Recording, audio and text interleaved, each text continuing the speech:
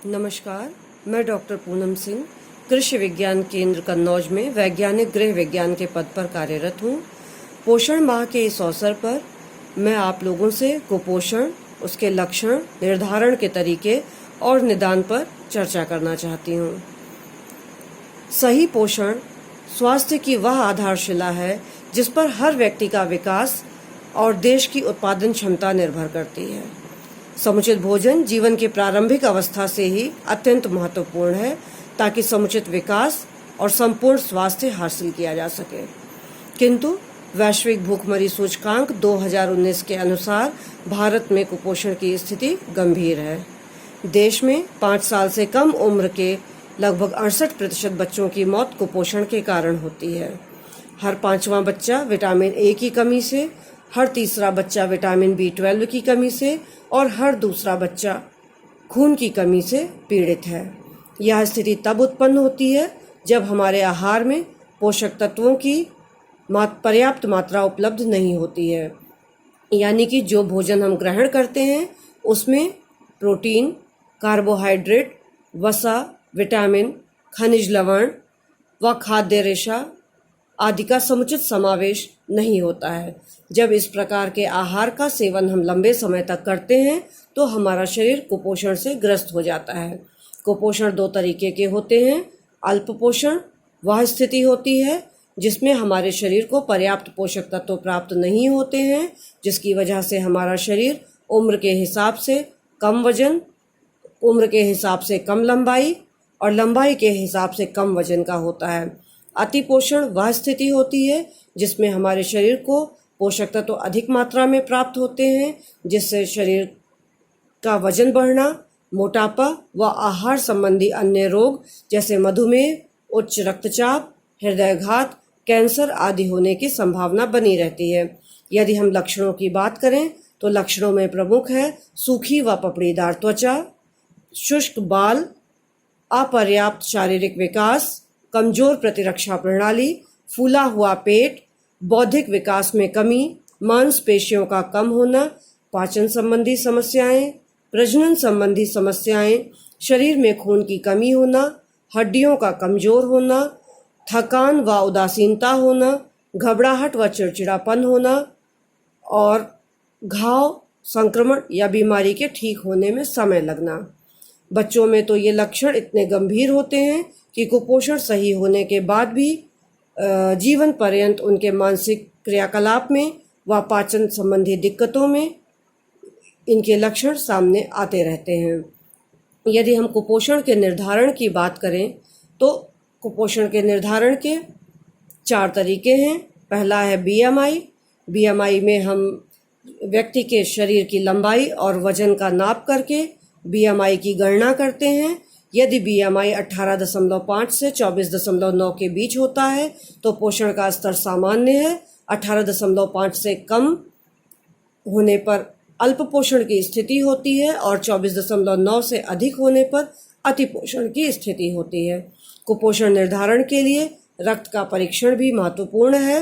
रक्त के परीक्षण से हम शरीर में रक्त के स्तर का निर्धारण करते हैं और रक्त में उपलब्ध vitamin A, vitamin D, calcium, zinc आदि की भी जांच करके कुपोषण का निर्धारण कर सकते हैं। बच्चों में कुपोषण का निर्धारण करने के लिए बच्चों की उम्र के हिसाब से लंबाई और वजन की तालिका होती है। हम बच्चों का नाप करके उस तालिका से मैच कर सकते हैं कि हमारा बच्चा कुपोषण से ग्रसित तो नहीं है। इसके अलावा हाथ के ऊपरी और मध्य भाग का व्यास नाप कर भी हम कुपोषण का निर्धारण कर सकते हैं। यदि यह व्यास 110 मिलीमीटर से कम है तो व्यक्ति कुपोषण से ग्रसित है। कुपोषण एक बहुत ही गंभीर समस्या है और इसको दूर करना आवश्यक है। जिस प्रकार एक सूखे हुए पौधे को पूर्ण वृक्ष बनाने के लिए धूप, पानी, अच्छी मिट्टी, खाद, रोशनी आदि की जरूरत पड़ती है, उसी तरह बच्चे को भी एक स्वस्थ वयस्क के रूप में विकसित करने के लिए पोषण युक्त आहार की और समुचित देखभाल की आवश्यकता होती है। आहार के माध्यम से हम अपने शरीर को, अपने परिवार के सदस्यों को कुपोषण से ग्रसित होने से बचा सकते हैं। इसमें सबसे महत्वपूर्ण है कि हमें नियमित अंतराल पे आहार का सेवन करना चाहिए।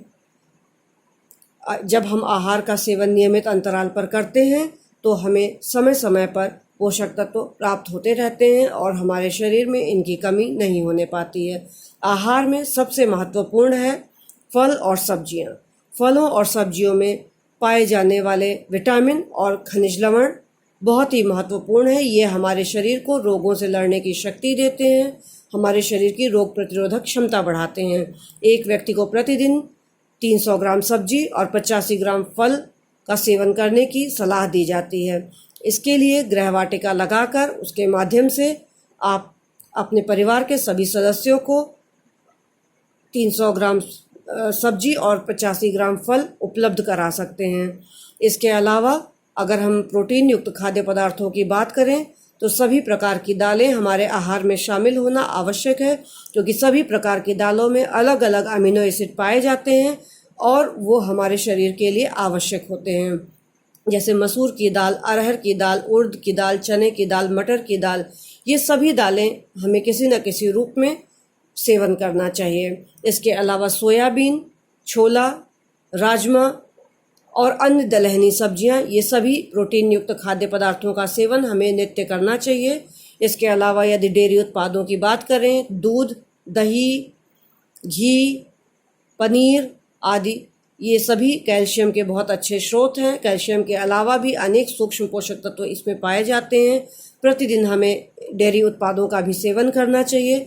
यदि हम कार्बोहाइड्रेट की बात करें तो गेहूं और चावल के अलावा ऐसे बहुत सारे मोटे अनाज होते हैं जिसमें बहुत ही महत्वपूर्ण सूक्ष्म पोषक तत्व पाए जाते हैं।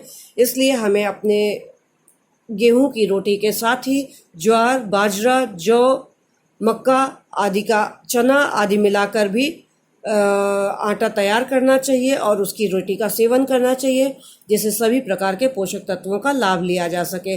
वसा के लिए हमें घी, मक्खन, चीज़, मूंगफली, नट्स, सूखे बीज आदि का सेवन करना चाहिए, जिससे हमारे शरीर को पर्याप्त मात्रा में अच्छी वसा प्राप्त होती रहे।